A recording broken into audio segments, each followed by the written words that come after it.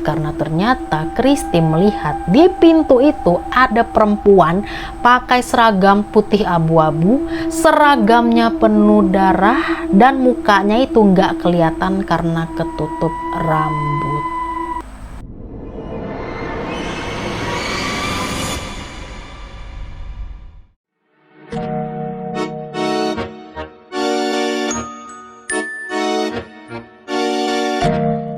Halo Ce, ketemu lagi kita. Apa kabar kalian, sehat kan? Oke Ce, jadi di video kali ini aku akan kembali menemani kalian dengan sebuah cerita, yaitu tentang cerita pengalaman horor dari warga Threads.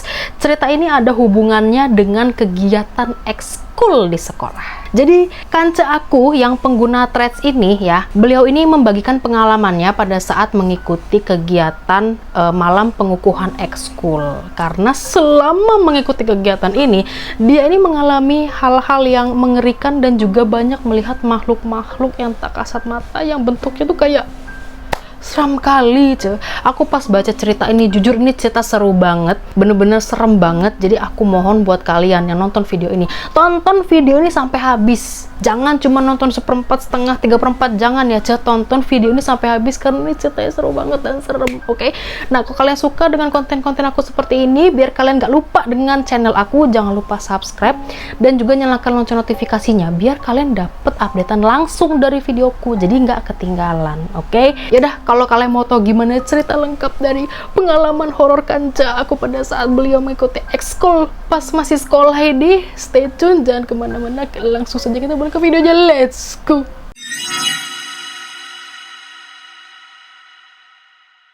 Oke Ce, jadi cerita ini ditulis oleh salah satu kanca aku, pengguna akun Threads yang bernama Kak Kristi. Halo Kak Kristi. Oke Ce, jadi Kristi ini membagikan pengalamannya pada saat beliau ini mengikuti sebuah acara malam pengukuhan ekskul waktu awal masuk SMA. Nah, memang pada saat itu sekolah dia ini sedang dalam pembangunan besar-besaran. Jadi di bagian depan sekolah itu hampir semuanya direnovasi dan juga ada beberapa penambahan gedung-gedung baru. Jadi kalian bisa kebayang ya betapa chaosnya gitu situasi sekolah dia pada saat itu, karena ya ada pembangunan sana sini gitu, jadi ya riuh lah gitu. Kalian tahu lah kalau pembangunan gedung baru itu kan berantakan gitu kan, terus juga ada beberapa gedung-gedung yang belum proper gitulah bentuknya, intinya riuh lah gitu ya. Nah, singkat cerita, yang namanya siswa baru itu kan diwajibkan untuk mengikuti kegiatan ekskul ya kan. Nah, kebetulan di setiap ekskul yang ada di sekolah dia ini itu punya kegiatan atau acara masing-masing untuk mengukuhkan calon anggota ekskul tersebut. Dari semua ekskul, Kristi memilih untuk mengikuti ekskul pencak silat. Kenapa? Karena memang sebenarnya dari SMP dia ini sudah pernah mengikuti ekskul pencak silat gitu loh Ce, biar nanti maksud dia tuh ketika SMA aku tinggal ngelanjutin aja, jadi nggak perlu lagi ngulang dari awal gitu. Karena katanya aliran pencak silatnya itu sama aja dengan waktu dia ikut di SMP. Nah, di ekskul pencak silat ini biasanya untuk mengukuhkan calon anggota baru, mereka ini harus menginap di sekolahan dan nanti akan ada berbagai rangkaian acara yang wajib mereka ikuti dari awal sampai akhir. Karena waktu itu mereka ini masih sekolah di 6 hari kerja, berarti dari hari Senin sampai Sabtu. Jadi acara itu dilaksanakan di hari Sabtu sore setelah pulang sekolah dan akan selesai di hari Minggu paginya. Artinya apa? Ya, mereka akan mengikuti acara pengukuhannya di malam hari. Udah kebayang kan? Malam pengukuhan malam hari. Acara pengukuhan di malam hari di sekolahan lagi. Apalagi kalau yang dibilang dulu sekolahnya tuh bekas kuburan gitu. Dan sekarang kita masuk ke cerita pada saat acara malam pengukuhannya sedang dilaksanakan. Awalnya semua berjalan dengan lancar Ce, sebagaimana mestinya. Sampai akhirnya waktu maghrib pun tiba dan mereka semua ini berjalan menuju ke musola untuk melaksanakan ibadah sholat maghrib. Nah, di sekolahnya Kristi ini memang katanya ada urban legend yang suka berdiam diri di lapangan basket. Cuman nggak tahu tuh yang berdiam diri tuh jenisnya macam apa, bentuknya macam apa, nggak tahu. Pokoknya dia taunya suka ada sosok, mungkin ya sosok yang berdiam diri di lapangan basket. Nah, posisi lapangan basket ini ada di antara musola sama kamar mandi siswa. Jadi kalau misalkan mereka ini ke musola, pasti akan ngelihat juga kamar mandi siswa dan juga lapangan basket itu, cuy. Jadi kayaknya mereka tuh satu wilayah lah gitu. Jadi kelihatan semua. For your information nih, cuy, sebenarnya Kristi ini tipe orang yang tumpul, nggak bisa melihat yang namanya makhluk gaib sama sekali. Tapi dia cuma bisa ngerasain kayak tipis-tipis aja gitu. Walaupun dia nggak bisa melihat makhluk gaib, dia ini kebetulan punya temen yang bisa melihat makhluk gaib. Kita sebut aja namanya Ani. Waktu mereka ini mau sholat maghrib ya, yang mereka jalan ke musola bareng-bareng tadi, yang rame-rame tadi, tiba-tiba si Ani ini macam kayak menahan Kristi di teras musola sambil megang tangannya Kristi tuh kencang kali gitu loh. Jadi pas mereka lagi jalan, terus Ani tuh langsung berhenti, terus ngasih Kristi, maksudnya jangan masuk ke musola dulu. Habis itu sambil nyengkem tangannya Kristi, dia nanya gini, "Mon, kamu lihat apa di lapangan basket?" Kata si Ani. Ditanya kayak gitu, si Kristi ini cuma diam, lalu dia pindah posisi berdiri di sebelah Ani sambil ngeliat ke arah lapangan. Padahal pas dilihat, ya di lapangan basket itu sebenarnya gelap gulita, cuy. Gelap banget, bener-bener gelap, karena memang gak ada pencahayaan sama sekali. Kamar mandi siswanya pun juga gelap, karena ya memang gak dinyalain. Dan di sini posisinya si Ani masih megang tangannya Kristi ya. Karena dia sebenarnya nggak melihat apa-apa ya di lapangan basket itu, kan memang gelap kali kan tadi. Karena dia nggak lihat apa-apa, akhirnya dia cuma jawab sambil bercanda kayak gini, "Lihat tiang ring basket," kata si Kristi kan. Dia jawab kayak gitu, si Ani ini macam kayak gemas gitu sama si Kristi, tuh sama dia ditabok gitu si Kristinya kayak, kau nih ditanya bener-bener gitu malah bercanda gitu." Tapi ya sudah, karena mereka jadinya kayak nggak terlalu menggubris gitu ya apa yang dimaksud sama si Ani di lapangan basket itu, akhirnya sudah mereka pun melupakan itu dan mereka masuk ke musola untuk menjalankan ibadah sholat maghrib berjamaah. Nah, pada saat sholat maghrib ini Kristi merasakan Nah, pas masuk ke rakaat terakhir, tiba-tiba Kristi ini merasakan bagian punggungnya ini macam kayak merinding banget, merinding parah, kayak seakan-akan tuh ada sesuatu yang mau mendekat ke arah dia. Tapi dia cuekin aja tuh perasaan itu, karena dia berusaha untuk tetap fokus dengan sholatnya gitu. Jadi kayak, udahlah bodo amat lah, mau apapun rasanya bodo amat, yang penting aku fokus kusuk dengan sholat aku lah gitu. Jadi kayak, bodo amat lah gitu, walaupun di belakang dia udah merinding kali gitu, cuman kayak udahlah bodo amat, fokus sholat lah gitu, bodo amat lah gitu. Dengan perasaan merinding itu dia berhasil menyelesaikan sholatnya, dan ketika selesai sholat ya sebenarnya pas dilihat sekeliling di belakang dia nggak ada apa-apa. Ya udah kayak biasa aja, normal-normal aja lah, kayak nggak ada apa-apa memang. Jadi ya sudah, akhirnya selesai mereka ini sholat, mereka semua itu disuruh kumpul lagi untuk makan malam bersama. Ketika selesai sholat ya, dia keluar dari musola ya, dia iseng lah ngeliat ke arah lapangan basket. Dan di sini Kristi sudah mulai melihat sesuatu yang membuat dia kaget, shock sampai mau nangis, antara percaya dengan gak percaya dengan apa yang dia lihat di lapangan basket. Kalian mau tahu apa yang dilihat sama dia sampai dia shock sampai mau nangis itu, mau tahu kan kalian? Karena ternyata yang dilihat Kristi di lapangan basket pada saat itu adalah sesosok macam kayak orang ya, ukurannya itu tinggi, bener-bener tinggi kali, pakai jubah hitam, dan dia itu lagi berdiri di tengah lapangan basket. Tapi Kristi ini macam kayak meyakinkan diri dia bahwa kayaknya aku nih salah lihat aja deh, kayaknya aku nih halu wajah gitu kan. Jadi akhirnya ya udah, dia tidak memperdulikan si sosok yang ada di tengah lapangan itu, lalu dia lari untuk mencari teman untuk menuju ke lokasi makan bersama. Di saat itu Kristi masih diam, dia nggak cerita ke siapa-siapa tentang apa yang dia lihat di lapangan basket tadi, sampai akhirnya waktu makan selesai dan masuk ke waktu Isya, dia tetap masih diem. kayak seolah-olah nggak terjadi apa-apa gitu. Padahal tadi dia ngelihat kayak sosok tinggi sampai dia mau nangis tadi, tapi kayak dia udahlah, diem aja lah gitu. Yaudah, selesai mereka makan malam, mereka sholat isya ya kan. Nah, selesai sholat isya, Kristi, Ani, dan juga ada satu lagi teman mereka yang namanya Nanda. Mereka bertiga ini duduklah sambil ngobrol ya kan, sambil nunggu arahan selanjutnya dari kakak kelas.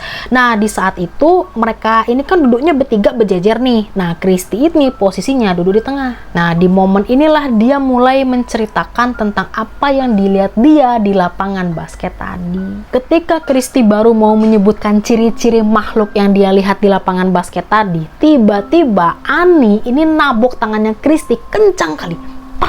Kayak gitu. Nah, karena Kristi ini kagetan, jadi dia juga refleks ikut nabok si Nanda.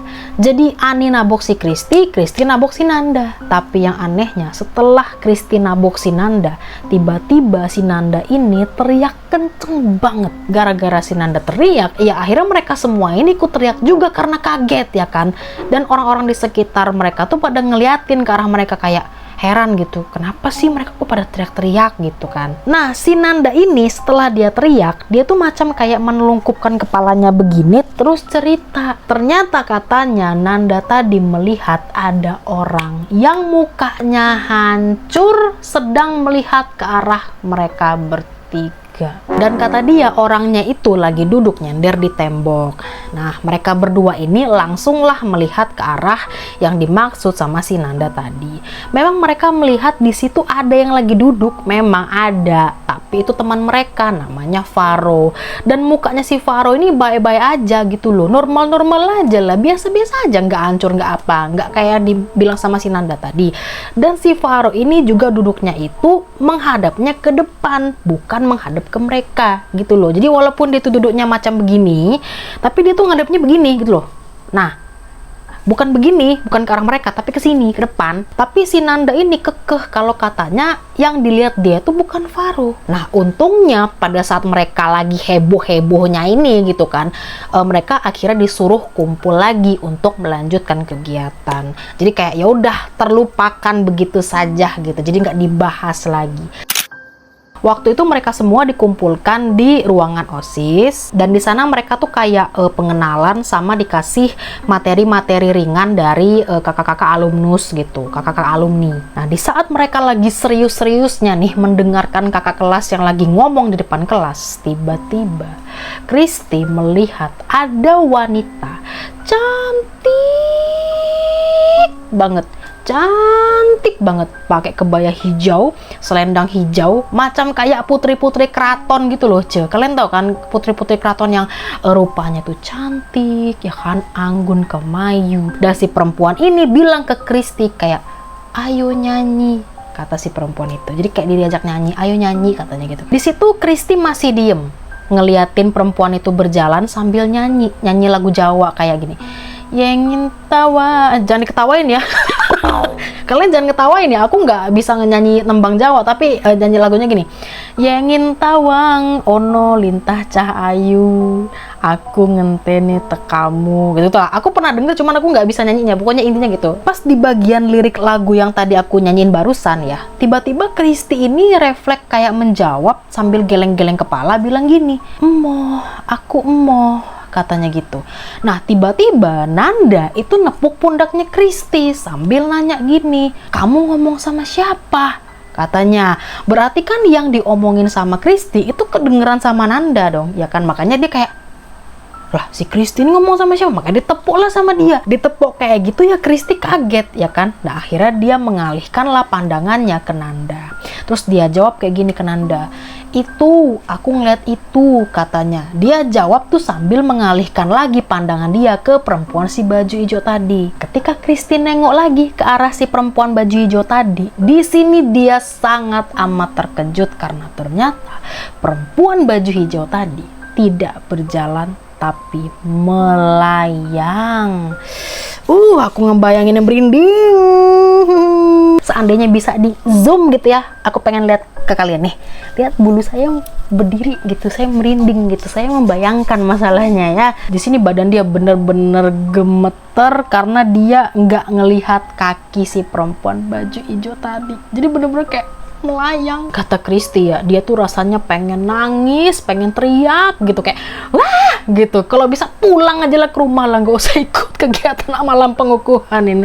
Tapi ya balik lagi, dia nggak bisa ngelakuin itu karena takutnya nanti dia dibilang halu gitu sama teman-temannya yang lain gitu. Makanya dia kayak ya udahlah, aku tahan-tahanin aja gitu, walaupun badannya udah kayak udah gemeteran seluruh badan, cuman ya udahlah gitu.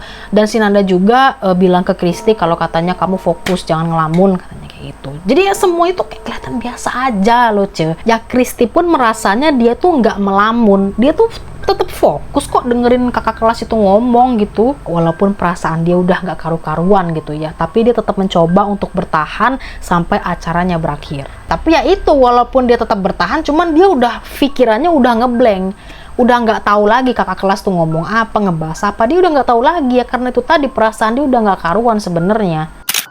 Nah, setelah dari acara yang di ruangan OSIS tadi selesai, mereka akhirnya dikumpulkan kembali untuk mengikuti acara selanjutnya, yaitu jurit malam.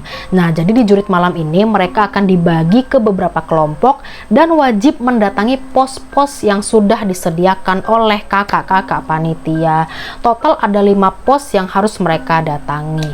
Nah, nanti ketika mereka sudah sampai di pos terakhir atau di pos kelima, mereka ini harus jalan-jalan memutari sekolah tanpa alat bantu penerangan. Jadi kayak dalam kondisi gelap gulita gitu loh, Ce.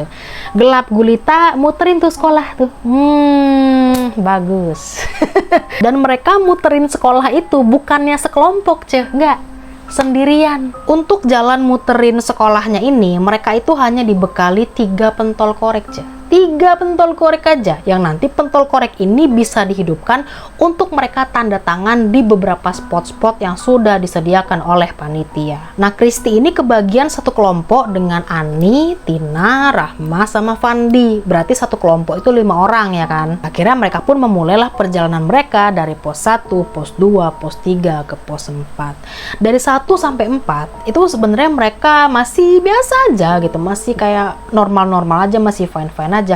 Tapi ketika mulai masuk di pos 4 ini, Kristi tuh mulai merasa kok hawanya tuh kayak agak beda gitu ya. Kayak hawanya tuh agak-agak anget. Dibilang panas enggak panas, tapi bikin gak nyaman gitu loh, cuy. Nah, kakak panitia yang di situ juga bilang, katanya ya memang sih saya juga merasakan hawanya tuh kayak beda, nggak kayak sebelum-sebelumnya. Nah, akhirnya singkat cerita dari pos 4 mereka disuruh untuk lanjut ke pos 5. Nah, pada saat mau lanjut ke pos 5 ini mereka disuruh jalan bergandengan tangan. Tapi ini gandengannya bukan ke samping ya, ke depan kayak kereta api gitu. Nah, jadi posisinya paling depan itu ada si Fandi ya kan, yang pertama Fandi, kedua ada si Ani, ketiga Tina, keempat Kristi, dan paling belakang ada Rama. Di sepanjang jalan itu, Kristi memegang tangan Tina itu sekencang mungkin. Kayak digenggam sama dia tuh kayak erat kali gitu loh. Karena nggak tahu kenapa dia tuh merasa ada perasaan takut banget gitu loh, tapi takutnya tuh aneh, kayak nggak wajar. Padahal di saat itu ya dia nggak ngeliat apa-apa, nggak ngeliat setan, nggak ngeliat yang aneh-aneh, enggak, ya biasa aja gitu. Tapi ya nggak tahu kenapa perasaan itu muncul, sampai ya udah akhirnya mereka berhasil sampai di pos 5. Ketika mereka sudah sampai di pos 5, ternyata pos 5 mereka ini ada di salah satu ruangan yang masih direnovasi. Jadi memang di situ masih bener-bener berantakan. Cuman di tempat mereka duduk itu udah disapu gitu loh, udah bersih, jadi mereka bisa duduk di situ. Nah, waktu mereka sudah masuk ke ruangan pos 5 ini, Kristi merasakan sesak napas. Dia merasa kayak ruangan pos 5 itu macam kayak penuh kali, kayak penuh banyak orang. Ibaratnya kalau maksimal kapasitas ruangan itu bisa cuma 50 orang, dia merasa ada 100 kayaknya. Saking sesak kali gitu loh. Padahal kalian tahu nggak, di ruangan itu cuma ada 6 orang. 5 kelompoknya Kristi, satu lagi kelompok satu lagi kakak panitia maksudnya gitu. Jadi di ruangan itu cuma ada 6 orang. Di situ Kristi diem. Dia diem, dia nggak bilang sama teman-temannya tentang apa yang dia rasain. Dia berusaha untuk tetap tenang dan mencoba untuk tidak menghiraukan tentang apa yang dia rasakan. Terus mereka ini disuruh sama panitia untuk memegang kuping teman di samping-samping mereka. Jadi kayak mungkin gini ya, kalau di tengah-tengah mungkin gini ya kali. Nah, dipegang gitu. Jadi kayak saling megang kuping gitu loh, kanan kiri gitu kali ya maksudnya. Ya pokoknya gitulah, pokoknya intinya mereka megang kuping aja. Nah, ketika mereka lagi megang kuping teman gitu ya, saling megang kuping, dan ketika itu juga Kristi dadanya masih terasa sesak-sesaknya kali. Kalian tahu tiba-tiba Tina ini nangis sesegukan kayak orang ketakutan. Tiba-tiba nangis kayak kali gitu, jadi kayak saking dia tuh takut, shock gitu loh. Jadi matanya tuh ya kayak nutup, tapi kayak kenceng banget nutupnya tuh gini, terus habis itu tangannya tuh mengepal kayak gini kenceng juga, dan kakinya tuh dingin kali, kata Kristi. Ya otomatis semua orang yang melihat keadaan Tina kayak gitu ya mereka jadi ikutan panik dan bertanya-tanya ya kan, kayak lah Tina nih kenapa? Tadi perasaan dia baik-baik aja, gak kenapa-napa, kenapa sekarang tiba-tiba begini? Nah Kristi ya yang tadinya dia lagi sesak napas, dia pun sampai lupa kalau dia lagi sesak napas gara-gara panik. Akhirnya Tina pun dibawalah ke UKS dan Kristi ikut Tina ke UKS untuk menemani dan juga menenangkan Tina. Udah berusaha ditenangin sama Kristi, tapi Tina ini tetap nggak mau membuka mata. Dia tetap masih menangis dengan keadaan matanya tertutup kayak gitu-gitu, masih nangis kayak gitu, nangis kejer gitu. Ya mereka semua tuh melihat kondisi Tina begitu, mereka bingung gitu loh harus gimana lagi gitu ngadepinnya, karena mereka udah berusaha juga untuk menenangkan dia, udah dikasih obat juga, tapi tetap Tinanya belum mau membuka mata. Nah, yang anehnya adalah setiap Tina itu berusaha membuka mata, lalu dia melihat ke arah pintu, nangisnya itu semakin kenceng. Makin nangis kejer gitu loh dia, kayak seakan-akan dia tuh melihat sesuatu di pintu itu. Mereka semua yang ngelihat Tina kayak gitu kan bingung ya, dan bertanya-tanya, Tina nih kenapa? Pas mereka coba tanya ke Tina nih kenapa? Dia tuh nggak mau jawab, dia cuma nangis dan nangis. Dia nangis terus tangan kakinya tuh kayak dingin banget. Di situ awalnya Kristi masih fokus ke Tina, masih kayak ngeliatin, merhatiin si Tina gitu kan, sampai akhirnya dia berusaha untuk ngelihat ke arah pintu luar sambil dia tuh kayak celingak-celinguk nyariin Ani sama Nanda maksudnya. Jadi kayak dia celingak-celinguk nyariin gitu kayak mana ya si Ani sama Nanda gitu. Ketika Kristi sedang melihat ke arah pintu masuk, di sini baru ketahuan kenapa Tina nangis kejer dan ketakutan sebegitunya. Karena ternyata Kristi melihat di pintu itu ada perempuan pakai seragam putih abu-abu, seragamnya penuh darah, dan mukanya itu nggak kelihatan karena ketutup rambut. Ya Kristi yang ngeliat itu juga kaget ya kan, karena kan penampakannya serem kali gitu loh cuy. Akhirnya dia cobalah ngeliat lagi ke arah Tina, dia tanyalah ke Tina, kamu lihat yang di pintu Tina? Kata Kristi kan. Tina ditanya kayak gitu ya nangisnya semakin kenceng tapi sambil ngangguk. Tapi di sini tuh takutnya mereka berdua ini beda pandangan. Takutnya apa yang dilihat sama Kristi itu nggak sama dengan yang dilihat sama Tina. Akhirnya Kristi cobalah menyebutkan ciri-ciri yang dia lihat di pintu sama nggak dengan yang dilihat Tina. Ketika disebutkan ciri-cirinya sama-sama perempuan pakai baju seragam putih abu-abu, bajunya berdarah, mukanya nggak kelihatan, ketutupan rambut, sama. Setelah mengkonfirmasi tentang apa yang mereka berdua lihat itu sama, di situ Kristi lemes banget. Dia lemes kayak masih nggak percaya dan mikir sebenarnya dia ini kenapa gitu loh. Dia bingung kenapa kok tiba-tiba dia tuh dalam semalam bisa melihat semua hal-hal gaib kayak gini.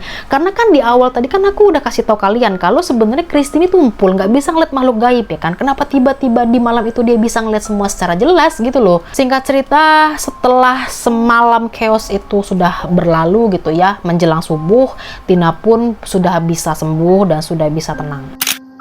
Nah, sewaktu mereka lagi menunggu penutupan acara, Kristi ini duduklah dengan pelatih dan juga para kakak-kakak alumnus. Di situ dia menceritakan tentang semua yang dia lihat dalam semalam. Nah, ternyata kata kakak-kakak alumnus, perempuan yang pakai baju hijau yang kayak putri keraton tadi, ternyata memang ada di sekolah itu.